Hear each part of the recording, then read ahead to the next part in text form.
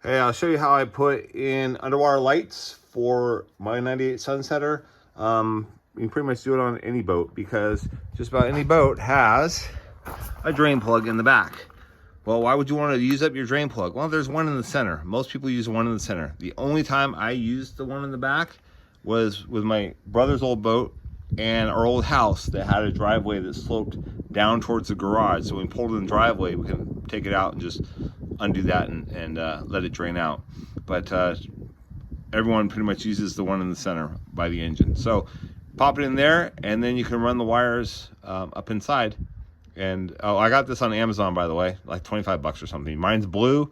You get whatever color you feel like, whatever matches your boat, I guess. So let me show you the wiring inside. When I first did the wiring, I just ran it up out through here. I glued across there and went up inside and tied it into the anchor light. So it would be on whenever the anchor light was on. I thought that was a great way to do it. If you're just sitting somewhere and don't have the anchor light plugged in and just want ghost light in the water, then you know, the light won't be on. You'll just have the underwater light on. So that was my method of doing it. When Malibu took my floor out and redid it under warranty, because I'm original owner, they popped it up in the back here.